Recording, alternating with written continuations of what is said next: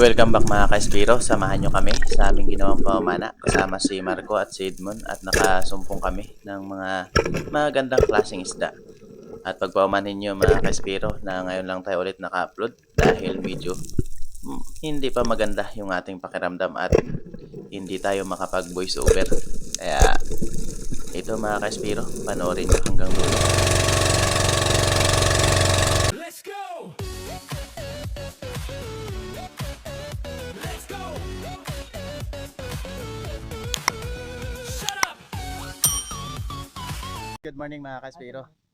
Sa mapagpalang araw po sa ating lahat. Samahan nyo kami sa aming gagawin pamana. Kasama pa rin si Marco and Bro Edmond. Yun.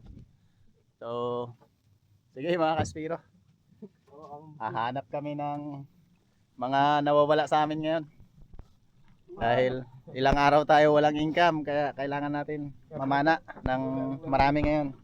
Sana pagkaluban tayo ng maraming biyaya ngayong araw. Kaya let's go! Kalipas ng 1.5 hours, na kami sa spot. May 30 liters pa nga tayo. Oy, low. Ay, lo! Daldal ka. Yan mga ka-Espiro. Sana makarami kami ngayong araw. Kaya abang-abang na lang.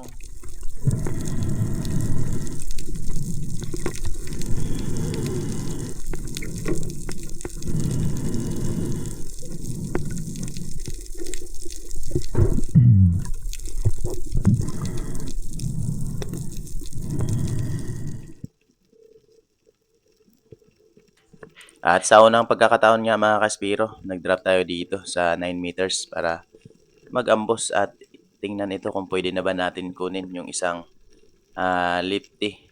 Kaya dito, inantay ko na lumapit siya sa akin para mapana natin.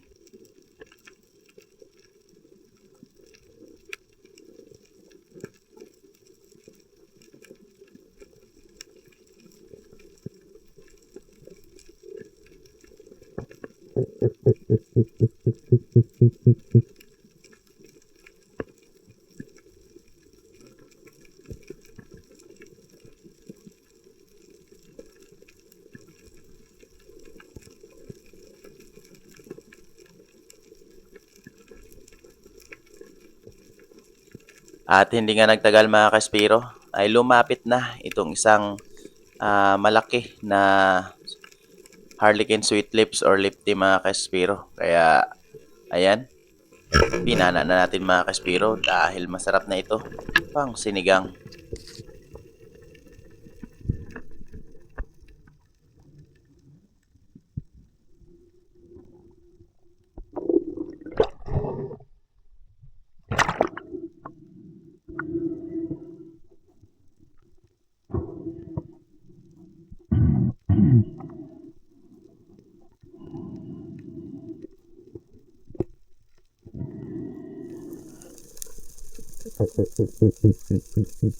Dito naman mga ka-Espiro, sa muling pagbaba at pag-abang ko dito sa ilalim, ay nagantay ako ng ilang segundo. At sa hindi katagalan dito mga ka-Espiro ay nadaanan tayo ng isang malaking talakitok. Isang kawayanon or lison ang tawag sa ibang lingwahe. Kaya dito, ayan, nagpakita siya mga ka-Espiro. Medyo malayo. Pero nung gumalaw tayo dito at nag-scratch ng konti, ayan, bumalik mga ka-Espiro. At ayan, napana nga natin mga ka-Espiro, pero ito yung mga sumunod na mga nangyari. At nung nakaahon na nga ako mga ka-Espiro, hindi talaga ako kampante sa tama ng isda, kaya hinayaan ko na lang muna ito na mapagod. At hindi ko basta-basta hinila ito kapag humihila pa siya. Kaya nung naramdaman ko na hindi na siya lumalaban, ay unti-unti ko na rin itong hinihila mga ka-Espiro. At ayan nga, natatanaw ko na siya. Kaya ito yung mga sumunod na nangyari mga ka-Espiro.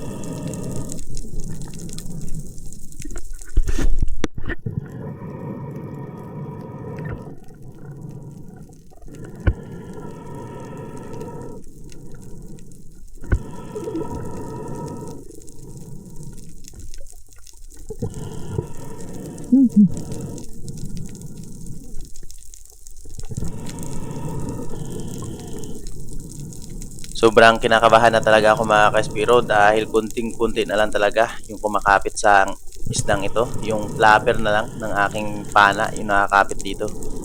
Kaya ayan, dinahandahan ko talaga mga ka-Espiro pero sobrang kaba ko na dito.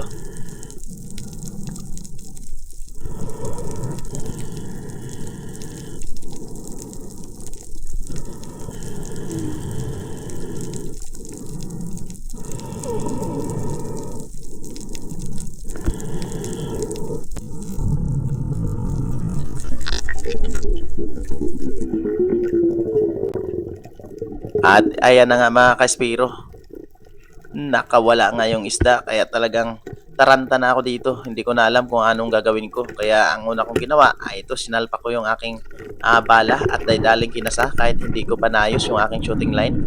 At higop ng maraming hangin. Tapos hinabol ko ito mga ka-Espiro dahil hindi na rin siya masyadong mabilis lumangoy dahil pagod na rin yung isdang ito. Kaya nagkaroon pa tayo ng pangalawang pagkakataon na mapana mga ka-Espiro. Kaya ayan, sa pool mga ka-Espiro.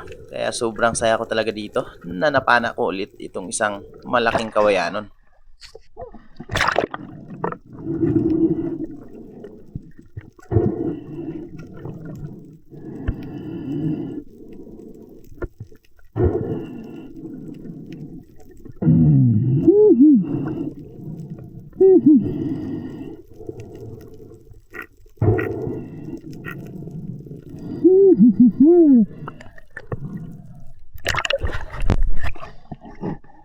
Grabe guys, nakawala pa pero napala pa rin natin.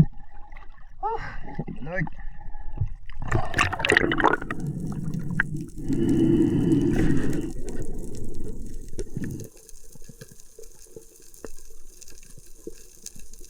Pagkatapos ko nga ma-secured yung talakitok na napana ko mga ka-Espiro at mailagay doon sa bangka, ay muli na naman akong bumaba dito sa area kung saan ko na pana yung kawayanon kanina. Kaya dito, nag-abang pa ako dito ng mga ilang segundo sa ilalim para makiramdam kung meron pa bang lalapit na malalaking isda.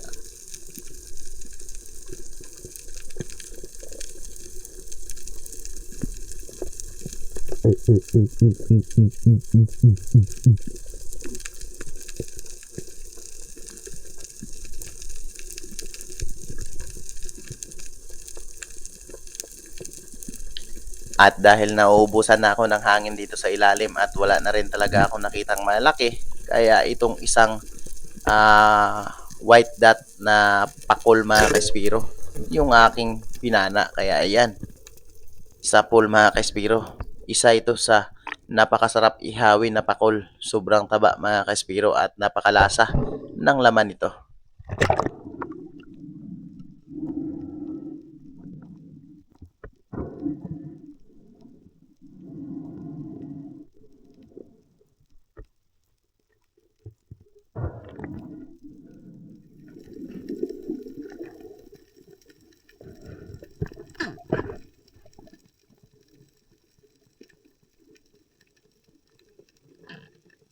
Muli na naman akong bumaba mga ka-Espiro pagkalipas ng mga ilang minutong paglalangoy at nakapagpahinga sa itaas dahil may namataan tayo ditong isang good size na green job fish or malaguno mga ka-Espiro.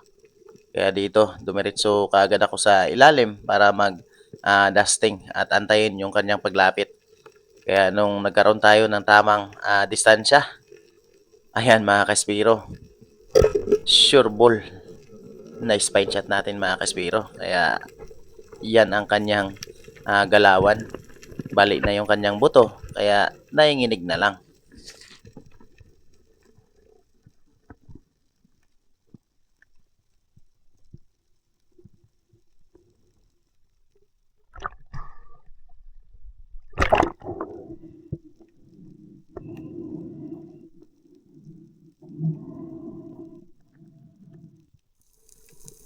At habang pababa nga ako dito mga ka-Espiro para tingnan itong malaking bato.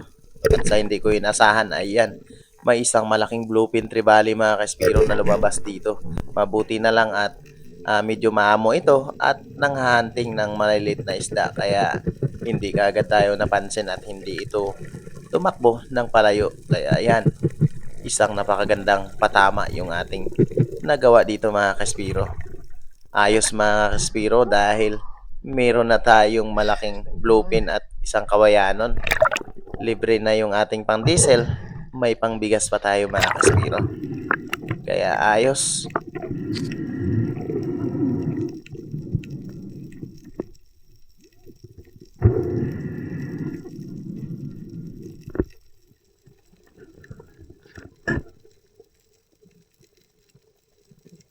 At sa dive naman na ito mga kaspiro, isang rubber lang yung ginamit natin dahil magpana tayo ng isda dito sa ilalim ng bato. Nakita ko kasi itong isang lapu-lapu or suno mga kaspiro na pumasok dito. Kaya kumuha ako ng flashlight para silipin kung nandito pa ba sa ilalim ng bato yung isang malaking suno. Kaya ito yung mga nangyari mga kaspiro.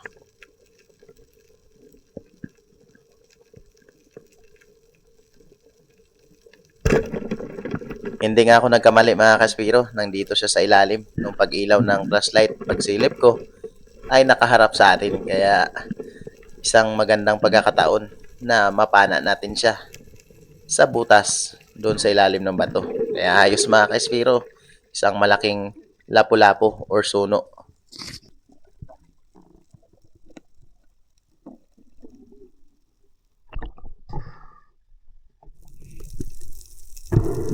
Dito naman mga kaspiro, nagkabiglaan kami ng isang tangigi dahil bigla siyang dumaan sa ilalim ko kaya hindi ako nakapag-open ng camera. Kaya ito, huli na tayo naka-open mga kaspiro.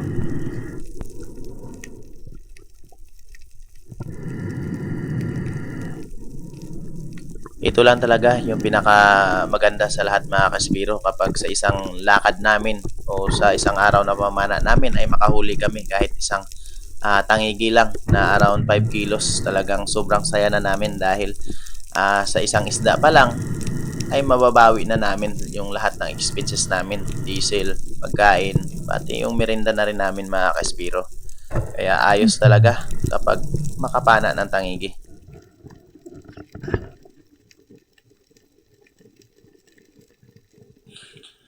At dito mga kaspiro, nakakita na naman ako ng isang malaking suno. At dahan-dahan lang ako dito pababa para hindi siya magulat. Kaso nung titirahin na natin mga kaspiro, ayan, hindi tayo tumama.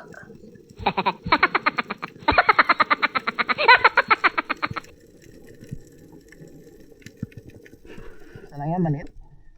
Dahil pagod na ako sa paglalangoy at paghahantang isda mga kaspiro, bumalik ako dito sa bangka para maglipat na rin kami ng bagong bahura. Lupin. Bali si Marco lang yung kasama ko dito. Si Bro Edmond lalangoy na lang papunta doon sa kabilang bahura dahil malapit lang din.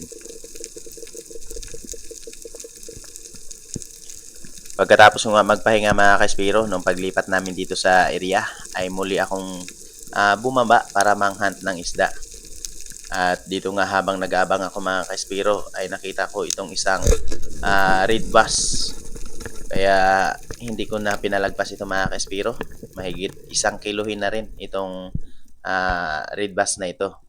Dahil isa ito sa napakasarap pang sigang mga kaspiro. At talagang paborito din ito ng kapitbahay ko. Kaya pag mga ganitong sizes hanggang 3 kilo, hindi niya na talaga ito pinapalagpas. Binibili niya na ito sa akin mga kaspiro.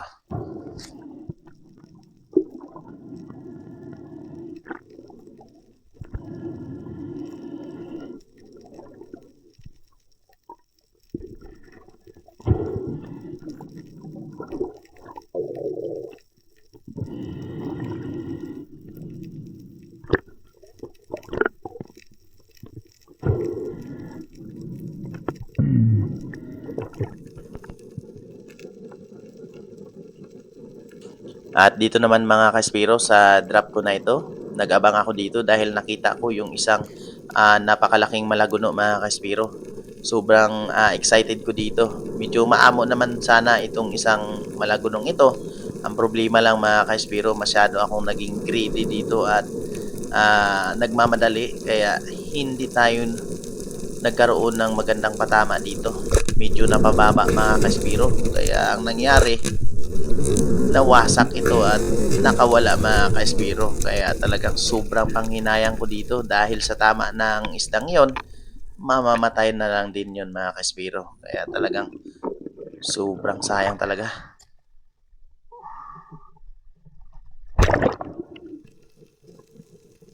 At dahil hapon na mga kaspiro at malayo pa yung aming uuwian, mahigit 1 oras pa yung takbo ng bangka. Kaya dito, nag-last drop na ako.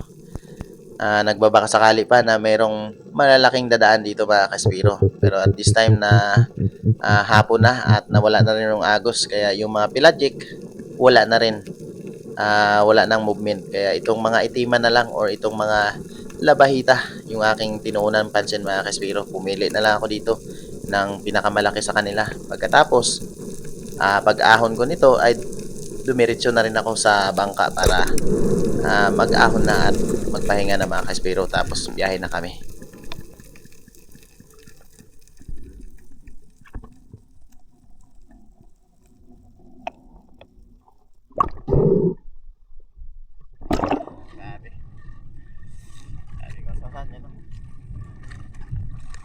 Takbo pa kami ng mahigit 1 oras.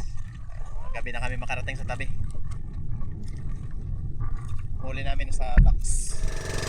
Pagkatapos nga namin mag-prepare ng aming mga gamit na kaspiro, tuluyan na kami nagbiyahe. Mabuti na lang at hindi na maalon masyado, kaya medyo mabilis-bilis yung aming patakbo ng bangka. At maraming salamat din sa lahat ng mga sumusuporta at sumasabay-bay sa aking mga ginagawang pamamana. Kaya maraming salamat po sa inyong walang sawang suporta at panonood. Thank you and God bless.